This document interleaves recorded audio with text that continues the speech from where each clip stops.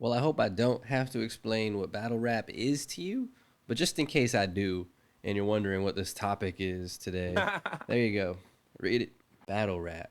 What is that? Well, here you go. A little synopsis for you. History lesson if you really need this. Boy. Hopefully you don't. We're going to talk about what's lacking in this realm of monetization, if that makes any sense. Okay. And to take it a step further, please know that it's not about any of these people in particular, but of course they are involved in the genre we are speaking of, which may not be very mainstream now. Stop. This information is pretty important in my opinion and could lead to the relevancy peaking later in the future if we can get some of these things taken care of. Anyways, make sure you subscribe, and here comes the intro.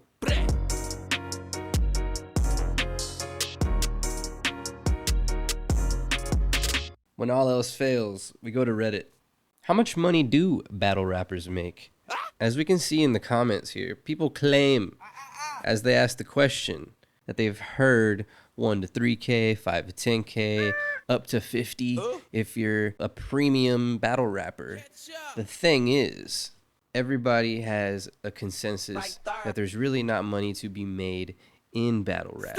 This is still a new thing, and people are doing it for free. You'd be lucky to get paid, especially if you're new. But on the other hand, it does seem like if you are a top tier premium rapper, this genre of booking and promotion and underground, I guess we're going to call it an event, these underground events, because the genre is still so new. The inception of this rap league is still so new. I feel that perhaps artists can easily get taken advantage of in the sense of being paid unfairly. Like you can put somebody against somebody else and not pay them the same amount that you probably should. That would be the most fair thing to do. Like, yo, 10 G's, 5 and 5, everybody happy, making money. I feel like it's so new and lucrative to promoters right now that you could just easily pay somebody what they agree to or what you think that they're worth at the time. I'd imagine that even more so,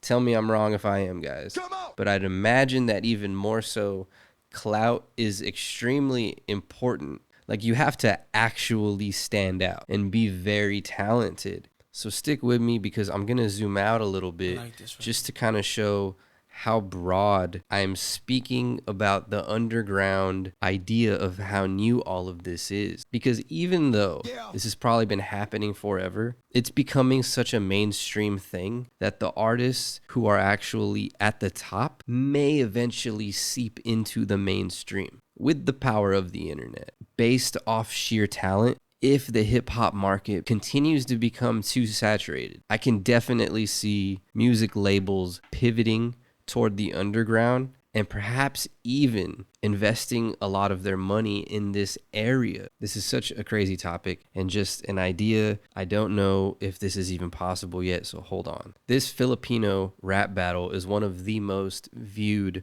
rap battles in the world, if not the most. And think about this as you listen to this.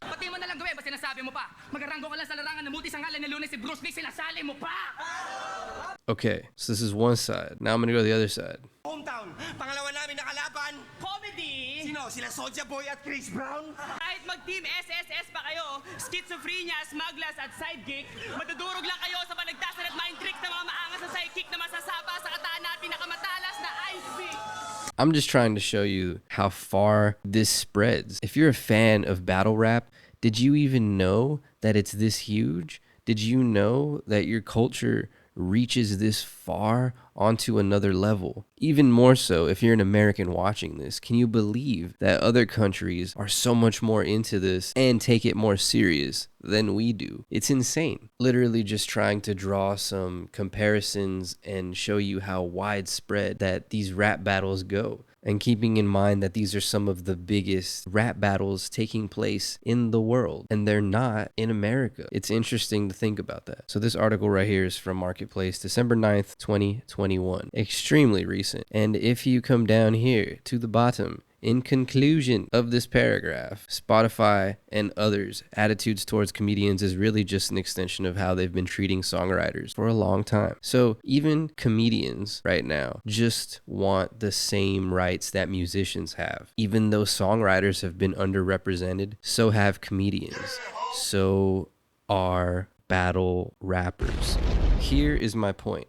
I'm just kidding. Let's imagine that as you're doing stand-up, you're transcribing everything you're saying live as lyrics. Let's imagine that in battle rap, your material that you're using up every day, every time that you're writing, or you're not, if you're actually freestyling, even more so, that should be an actual advantage that you have over everybody else. You would think your creativity, because you have this fluid ability to get something out faster than everybody. So in a perfect world, comedians just want to be treated like musicians with copyright. Yes, sir. Battle rap, if we could just find a way to monetize on the actual lyrics that we're wasting by putting all this mental energy into extremely creative metaphors and writings, why isn't there a way to possibly just claim or transcribe live? If something already exists for creating captions, why doesn't something exist for transcribing rap battles on the spot?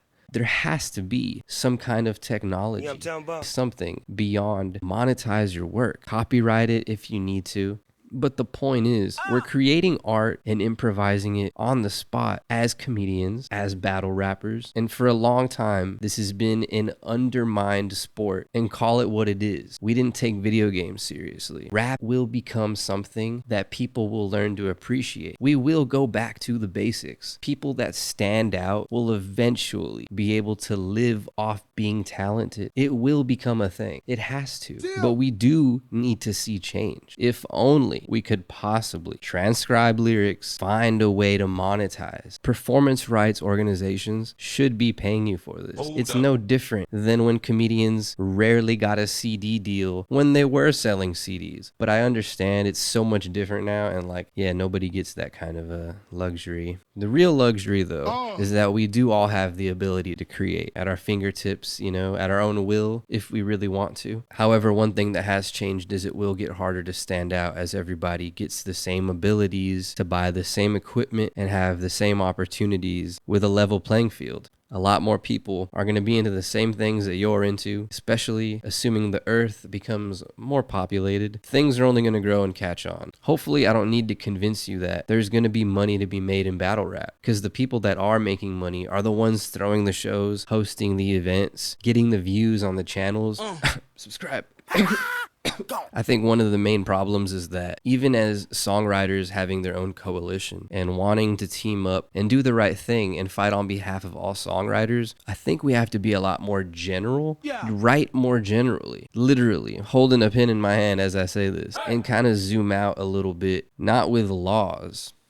When it comes to the creation of lyrics in art, just kind of being a blanket covered right, or in a sense a copyright that you can monetize. It just doesn't make sense that if you have proof of your performance on camera, what are you supposed to do? Transcribe the lyrics yourself and submit that? For as well known as it has become, how is it still the Wild West? I hate to say that rappers and artists often don't care for their own best interest. It's often about creating your art and having somebody else that's more knowledgeable than you taking care of certain things, when in reality, to get the best of everything, you have to learn about everything. Yeah, you might not want to do everything yourself, but if you don't have a little grip or knowledge on a little bit of everything, then how do you expect to not eventually get taken advantage of? This is one of the big issues. This is a huge problem. We're talking about something being so new, so artists often don't even know what they're even worth, right? We're talking about underpaying people, especially if it's your first time doing something.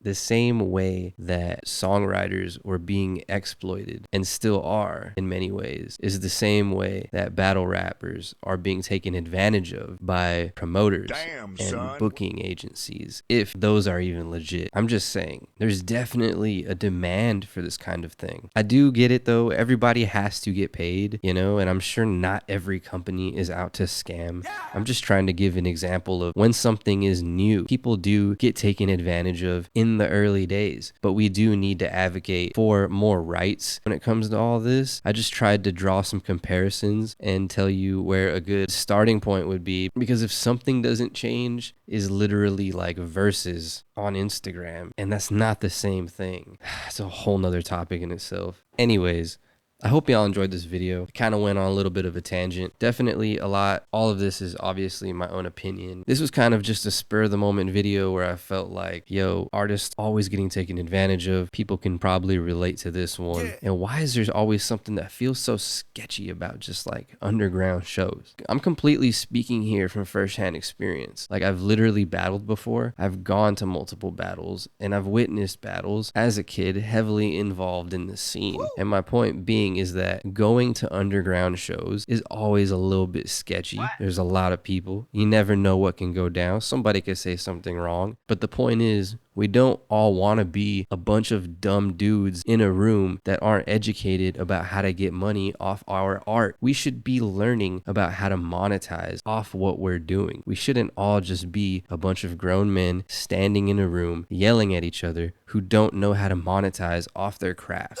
This is me zooming out and trying to tell the hip hop culture we're more than that. We can make money and we can help each other grow. But it starts with getting educated, man. If you're not going to help yourself, no one's going to help you. So this is a good starting point. I drop a new video every single day. Make sure you like and subscribe. I'm Joe Cat. We out.